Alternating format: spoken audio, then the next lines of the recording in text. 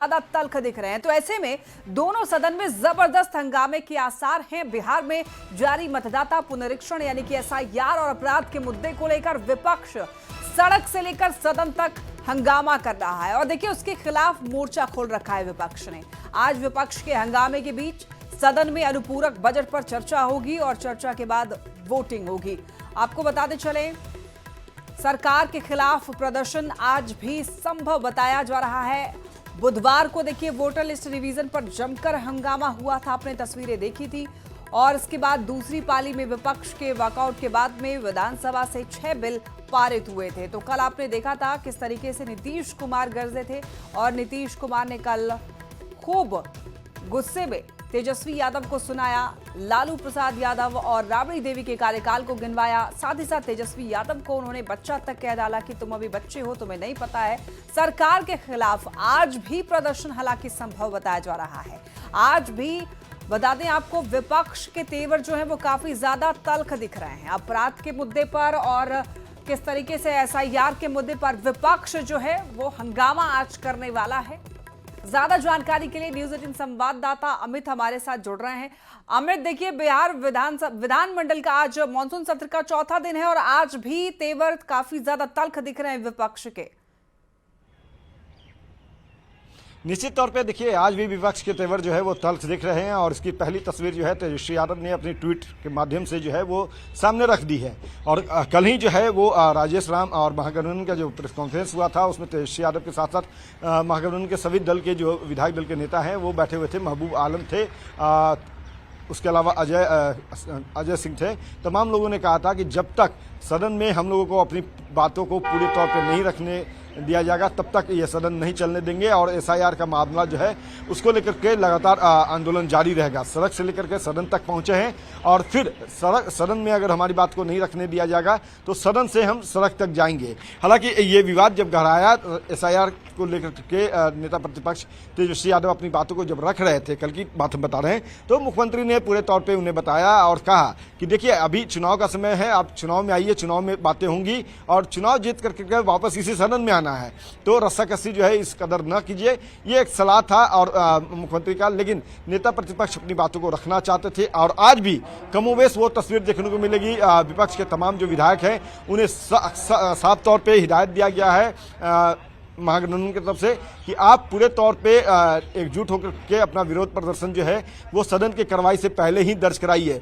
विधानसभा की जो सीढ़ियां चढ़ती है और जिन सीढ़ियों को चढ़ करके विधायक अंदर जाते हैं वहां पे यह विरोध प्रदर्शन जो है वो लगातार आज तीसरे दिन भी देखने को मिलेगा।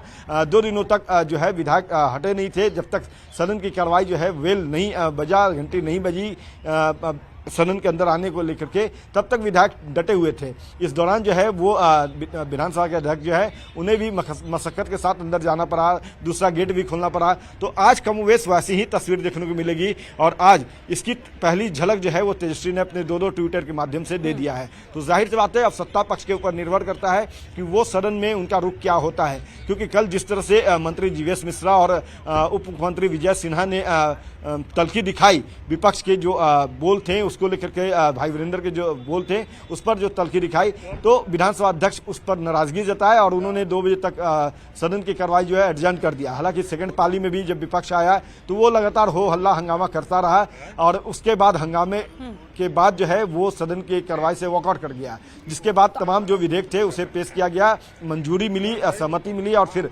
सभी 6 बिल जो है वो सदन के पटल से पारित किए गए। आज भी जो है वो यहाँ पे बहस के मुद्दे रहेंगे और जो एसआईआर का मामला है चौथा दिन होने वाला है, ये विरोध प्रदर्शन, लेकिन मुद्दे जो है विपक्ष के वो सेम ही हैं। तो क्या विरोध दर्ज करने का जो तरीका होगा, ढंग होगा विपक्ष का, क्या कुछ अलग देखने को मिल सकता है और क्या रुख रहेगा आज विपक्ष का? देखिए विपक्ष के आज तेवर जो हैं वो तल्खी रहेंगे। जहां तक मूड की बात कर रहे हैं, तस्वीर की बात कर रहे हैं, तो वो हो सके तो उसमें थोड़ी फेरबदल देखने को मिलेगी। चूंकि एसआईआर का मामला है उसमें तो कोई तस्वीर बदल नहीं सकती, लेकिन हाँ निश्चित तौर पे जिस तरह से नेता प्रतिपक्ष ने उप मुख्यमंत्री के एक विधानसभा अध्यक्ष रहते हुए जो घटना घटी थी उस तस्वीर को शायद विपक्ष सामने लेकर के आएगा और उप मुख्यमंत्री पर हो सके तो निशाना साधे। लेकिन सबसे अहम बात है कि आज इन तमाम हो हल्ला के बीच जो है सदन की कार्रवाई जो है है वो चलेगी। और जो नेता प्रतिपक्ष हैं वो सदन आएंगे और आने के बाद वो अपनी बातों को रखना चाहेंगे। क्या सदन की कार्रवाई के दौरान विधानसभा अध्यक्ष उन्हें अनुमति देते हैं? हालांकि इस बीच जो है बताते चले कि इस बीच जो है आज सदन की जो कार्रवाई है वो किन मुद्दों पर होनी है वो भी हम बताते हैं दर्शकों को कि आज सदन की कार्रवाई जो है वो ठीक 11 बजे शुरू होगी। विधानसभा अध्यक्ष जो है वो थोड़ी देर में यहाँ पहुँचने वाले हैं। संसदीय कार्य मंत्री जो है सदन को वो आएंगे। अभी मंत्री जो हैं विजय चौधरी वो पहुँच चुके हैं। तो आज पूरे तौर पर हंगामे की तस्वीर जो है वो देखने को मिलेगी और इस बीच हंगामे के बीच जो है अनुपूरक बजट जो है वो पेश किया जाएगा, उस पर चर्चा होगी, फिर उस पर वोटिंग होगी और फिर अनुपूरक बजट जो है वो पेश किया जाएगा। तो हम तस्वीर दिखा देते हैं। दिखाई यहाँ पे विधानसभा अध्यक्ष जो है वो आ चुके हैं। देखिए उनके जो कारकेट है वो आगे बढ़ रहा है और सुरक्षाकर्मी पूरे तौर पर तटस्थ है और विधानसभा अध्यक्ष नंद किशोर यादव आ गए हैं। हालांकि अभी पूरे तौर पे कुल मूड में नजर आ रहे हैं और सदन की कार्रवाई जब शुरू होगी तो उस दौरान इनका मिजाज कैसे बदलता है, चूंकि ये चाहते हैं कि सदन शांतिपूर्ण तरीके से चले। लगातार ये विधायकों से, चाहे वो सत्ता पक्ष के हों या विपक्ष के हों, सभी से ये लगातार अनुरोध करते रहते हैं कि आप अपनी सीट पर बैठिए, तो अपनी बातों को रखिए, बातों को रखने का मौका दे रहे हैं। चूंकि ये चुनावी साल है, अब तक 5 सालों में आपने क्या किया है, नहीं किया है, उसका तमाम लेखा जोखा जो है वो विधानसभा में है और जनता के बीच जब जाएंगे तो आपको जनता को बताना होगा कि आपने क्या किया। तो एज ए गार्जियन के तौर पे भी, चूंकि कई ऐसे विधायक हैं जो पहली बार चुन करके आए थे, कई ऐसे विधायक हैं जो लगातार तीसरी, चौथी, 5वीं बार चुन करके आए हैं, तो सभी को वो ये बात याद दिला रहे थे कि देखिए अब चुनाव का समय है और चुनाव में जब जाइएगा तो ये बहस जो सदन के अंदर आप कर रहे हैं ये आप इसको नहीं बता पाइएगा, आपको अपना काम गिनवाना होगा। जनता काम पूछेगी कि आपने किया क्या है और क्यों आपको हम दोबारा से चुन करके भेजे। तो ये तमाम चीजें जो है वो समझाते हुए नजर आ रहे थे। अमित, आज चौथा दिन है, 3 दिन तो भारी बवाल देखने को मिला है सत्र के दौरान और आज देखना होगा कि आज कैसा रुख विपक्ष का रहता है। बहुत धन्यवाद आपका इन तमाम जानकारियों के लिए, तमाम अपडेट्स के लिए। तो देखिए, बिहार में एसआईआर पर सियासी बवाल मचा हुआ है। आज विधानमंडल के मॉनसून सत्र का चौथा दिन है, तो ऐसे में आज भी इस मुद्दे पर जोरदार हंगामे के आसार हैं। एसआईआर के मुद्दे पर तेजस्वी यादव ने चुनाव का बहिष्कार तक की बात कर दी है, जिस पर अब बीजेपी नेता अमित मालवीय ने सोशल मीडिया एक्स पर पोस्ट किया है और पोस्ट करके उन्होंने निशाना साधा है और कहा है कि तेजस्वी के मन में चुनाव बहिष्कार का ख्याल आना यह दिखाता है कि वो मान चुके हैं कि बिहार के वोटर्स ने एसआईआर के खिलाफ तेजस्वी के अभियान को नकार दिया है।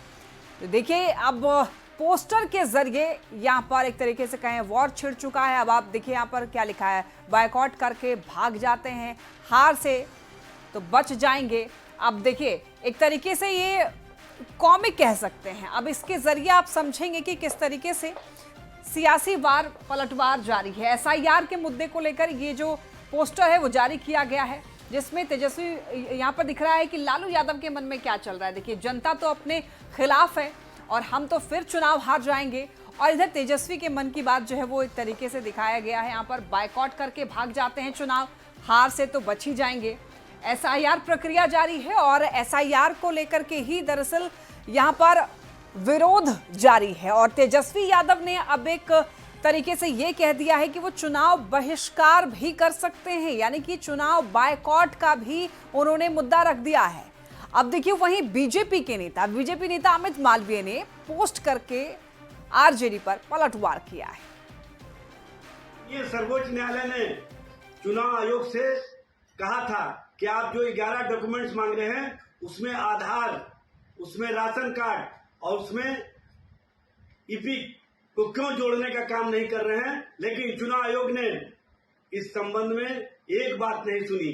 लोकतंत्र और लोकतांत्रिक प्रक्रिया में जब कोई संस्था सरकार के इशारे पर काम करने लगे तो कहीं ना कहीं लोकतंत्र और लोकतांत्रिक अधिकारों को कमजोर करने वाली कार्रवाई चलती है और ये उसी तरह की कार्रवाई है।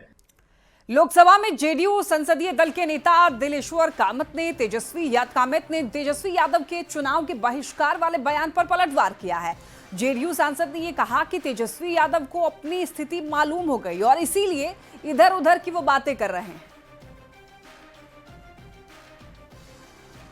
मालूम हो गया 2025 का जो बिहार का चुनाव हो रहा है उसमें एनडीए जो प्रचंड मतों से आगे निकलेगा, वहाँ एनडीए की सरकार बनेगी। वो इस चीज़ को अच्छी तरह जानते हैं, जनता का नस को टटोल लिए हैं, जो अब विरोधी का कुछ चलने वाला नहीं है और इसीलिए इस तरह की आय बाय वो करते रहते हैं। वह गलत है, इस तरह से नहीं करना चाहिए। बिहार में देखिए चुनावी चर्चा के बीच केंद्रीय मंत्री जीतन राम मांझी और राज्यसभा सांसद उपेंद्र कुशवाहा की मुलाकात होती है। दिल्ली में कल ही देर रात केंद्रीय मंत्री जीतन राम मांझी के आवास पर पहुंचे उपेंद्र कुशवाहा ने करीब आधे घंटे तक मुलाकात की और बिहार की मौजूदा राजनीति पर चर्चा की है। अब देखिए चुनावी साल है, चुनावी साल में हर एक मुलाकात काफी महत्वपूर्ण हो जाती है। ऐसे में देर रात उपेंद्र कुशवाहा और जीतन राम मांझी की ये मुलाकात भी बेहद अहम, बेहद महत्वपूर्ण मानी जा रही है। करीब आधे घंटे तक मुलाकात होती है और इसमें इस वक्त जो राजनीतिक स्थिति है उस पर बातचीत हुई है।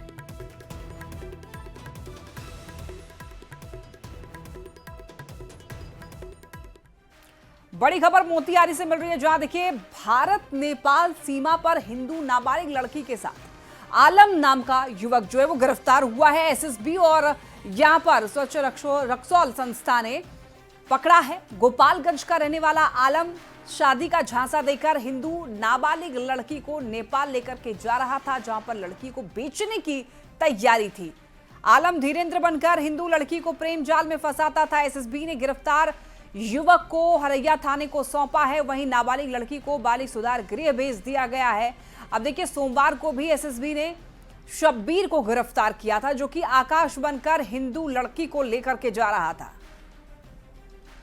सीमावर्ती क्षेत्र रक्सौल में अक्सर बच्चियों को पकड़ा जा रहा है जो मानव तस्करी की शिकार हो रही है और इन्हें ले जा करके देश विदेश या अन्य जगहों में बेचा जा रहा है। विदित हो कि कुछ दिन पहले छिंगुर बाबा का नाम बहुत तेजी से उभरा है हमारे समाज में, जो यूपी के रहने वाले थे और ऐसे लोग कुछ लड़कों को टारगेट बना करके उन्हें पैसा खर्च करते हैं ताकि लड़कियों को फंसा सके, उलझा सके, प्रेम जाल में फंसा करके उन्हें ले जाके बाहर उनका शारीरिक शोषण कर सके। बता दें कि मोतिहारी में ये पहली बार नहीं हो रहा है। इससे पहले भी देखिए सोमवार को ऐसी ही तस्वीर देखने को मिली, जहां एसएसबी ने एक्शन लेते हुए फर्जी हिंदू बनकर लड़कियों की तस्करी करने वाले युवक को गिरफ्तार किया था। मोहम्मद शब्बीर आकाश बनकर लड़कियों को सोशल मीडिया के जरिए प्रेम जाल में फंसाता और तस्करी करता, और आज हिंदू नाबालिग लड़की के साथ आलम गिरफ्तार हुआ है। दोनों ही मामलों में लड़कियों को फंसाने का पैटर्न जो है वो एक जैसा देखा जा रहा है। 23 तारीख की और 21 तारीख की ये तस्वीर आप देख सकते हैं टीवी स्क्रीन पर। एक दिन आलम गिरफ्तार होता है, एक दिन शब्बीर गिरफ्तार होता है, और ये दोनों जो युवक है वो हिंदू युवक के नाम पर इन दोनों लड़कियों को फंसाता है और इनको बेचने की प्लानिंग थी, लेकिन ये पकड़े जाते हैं।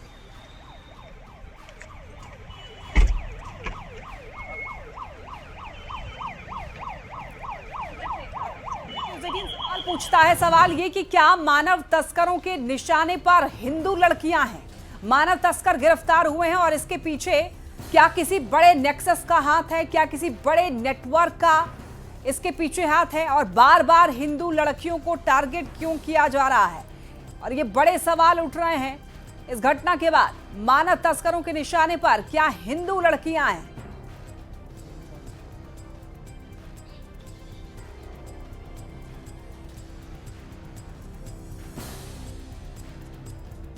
सिवान से बड़ी खबर, कांवरियों से भरा हुआ पिकअप जो है वो पलट गया। हादसे में 20 कांवरिया जो हैं घायल बताए जा रहे हैं और 5 कांवरिया की हालत गंभीर है।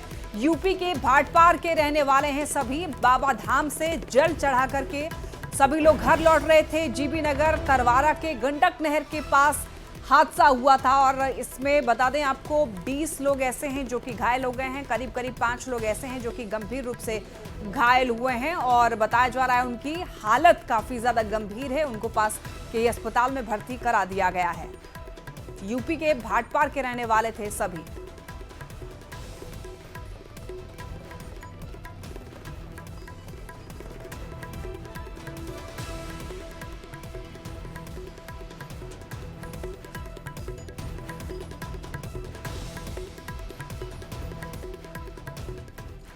बिहार वोटर लिस्ट मामले में देखिए सीईसी का बड़ा बयान सामने आया है।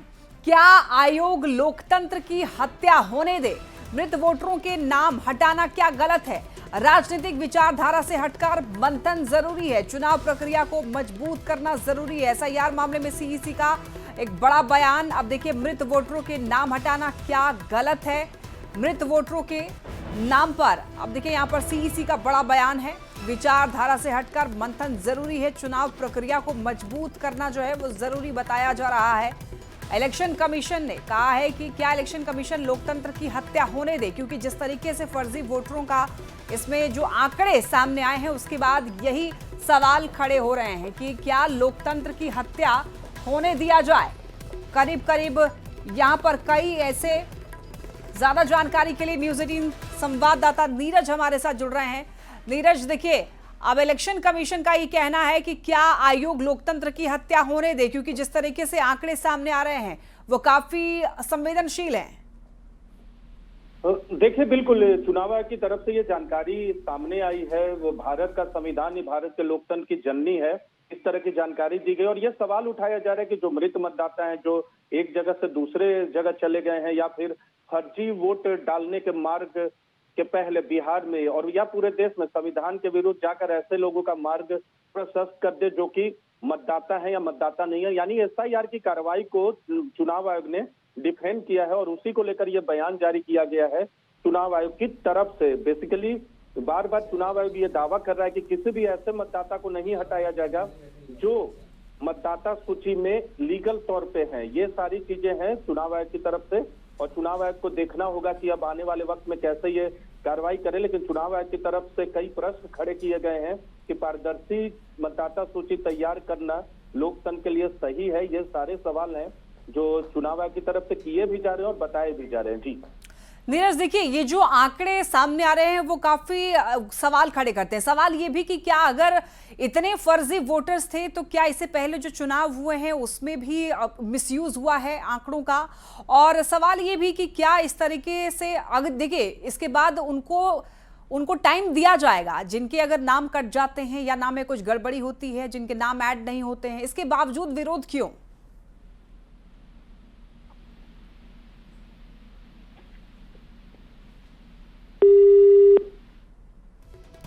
फिलहाल संपर्क टूट गया है। देखिए आपको बताते चले, अब इलेक्शन कमीशन का ये कहना है कि क्या लोकतंत्र की हत्या होने दें, क्योंकि जो आंकड़े आ रहे हैं वो आंकड़े काफी डराने वाले हैं और इसमें 20 लाख ऐसे नाम सामने आए हैं जो कि मृत पाए गए हैं मतदाता। 28 लोग ऐसे हैं जो कि स्थायी रूप से कहीं और शिफ्ट हो चुके हैं। 7 लाख ऐसे हैं जो कि एक से अधिक स्थानों पर उनका रजिस्ट्रेशन हो रखा है। 1 लाख ऐसे वोटर हैं जिनका कुछ भी पता नहीं चल पाया है। और ऐसे में ये आंकड़े जो हैं वो बताते हैं कि पहले से ही वोटर लिस्ट में इनका नाम था, लेकिन इसके बावजूद ये लोग या तो रिपीटेड वोटर्स हैं या तो कहीं और रह रहे हैं और इनको हटाना बहुत जरूरी था। बढ़ते हैं खबरों में आगे। सीतामढ़ी के सुप्पी प्रखंड के जमला परसा गांव में बागमती नदी से हो रहे कटाव की वजह से ग्रामीणों में देखिए हाहाकार की स्थिति और अब तक 12 से ज्यादा मकान के अलावा सरकारी स्कूल भी कटाव से ध्वस्त हो गया है। ज्यादा जानकारी दे रहे हैं न्यूज़ 18 संवाददाता राकेश रंजन। प्रखंड का यह जमला परसा गांव है और जमला परसा गांव की हम आपको तस्वीर दिखाने की कोशिश करते हैं कि यहाँ पर सरकारी विद्यालय है, जो सरकारी विद्यालय पिछले कटाव की वजह से पूरी तरीके से ध्वस्त हो गया है। और हम आपको तस्वीरों के जरिए दिखाने की कोशिश करते हैं कि यहाँ पर अब बच्चों की पढ़ाई नहीं होती है। इस विद्यालय को तकरीबन 3 किलोमीटर दूर बहरवा पुनर्वास गांव में शिफ्ट कर दिया गया है, लेकिन बच्चे यहाँ पर बच्चे वहां पर जाते नहीं है। और स्थिति ये है कि जो ग्रामीण है वो काफी नाराज है। पिछले 4 सालों से जो जमला परसा गांव है यहाँ पर लगातार कटाव हो रहा है और कटाव की वजह से सैकड़ों जो घर है वो भी बागमती नदी की भेंट चढ़ गई है। और हम आपको स्कूल की तस्वीर दिखाने की कोशिश करते हैं, जो स्कूल की स्थिति देखकर आप अंदाजा लगा सकते हैं कि बागमती नदी के किनारे यह स्कूल बसा हुआ था, जो पूरी तरीके से कटाव का भेंट चढ़ चुका है और स्कूल पूरी तरीके से धराशायी हो चुका है। तो जो स्थानीय ग्रामीण है वो उनका मांग है कि यहाँ पर एक नए स्कूल भवन का निर्माण कराया जाए ताकि जो गाँव के बच्चे हैं वो यहीं पढ़ सके और उन्हें 3 किलोमीटर दूर नहीं जाना पड़े। तो स्कूल की स्थिति देखने से आप सहज अनुमान लगा सकते हैं कि बागमती नदी के कटाव का दंश यह गांव किस तरीके से झेल रहा है और यहाँ के लोगों की जो दुख भरी दास्तान वो क्या हो सकती है, सहज अनुमान लगाया जा सकता है। राकेश रंजन, न्यूज़ 18 सीतामढ़ी। भागलपुर में गंगा के पानी में न सिर्फ लोगों की परेशानी बढ़ा दी है बल्कि विकास के काम पर भी इसका असर पड़ा है। बढ़ते गंगा के जलस्तर ने सुल्तानगंज अगवानी पुल के निर्माण पर ब्रेक लगा दी है। सुल्तानगंज में गंगा जो है वो खतरे के निशान से ऊपर बह रही है। ऐसे में अगवानी गंगा ब्रिज के काम को रोकना पड़ गया है। न्यूज 18 संवाददाता विकास कुमार सिंह की रिपोर्ट देखिए। भागलपुर में गंगा ने रौद्र रूप धारण कर लिया है। सुल्तानगंज में गंगा खतरे के निशान से 1.5 मीटर ऊपर बह रही है। ऐसे में निर्माण कार्य पर भी असर पड़ रहा है। सुल्तानगंज टू अगवानी गंगा पुल का निर्माण कार्य बढ़ते गंगा के जलस्तर को देखते हुए बंद कर दिया गया है। तस्वीरों में साफ तौर पर देख सकते हैं कि किस तरह से चारों तरफ गंगा का पानी भर गया है। ऐसे में सुरक्षा के लिहाज से सुल्तानगंज अगवानी पुल का निर्माण कार्य बंद कर दिया गया है। इससे पहले जो है 3 दफा यह पुल गंगा में समाधि ले चुका है, लेकिन इसी साल के जून महीने में इस पुल का निर्माण कार्य शुरू किया गया था और 18 महीने में पूरी तरह से निर्माण कार्य को पूरा कर इस पुल को शुरू करने का लक्ष्य रखा गया था। लेकिन जिस तरह से गंगा के जलस्तर में लगातार बेतहाशा वृद्धि हो रही है, तो ऐसे में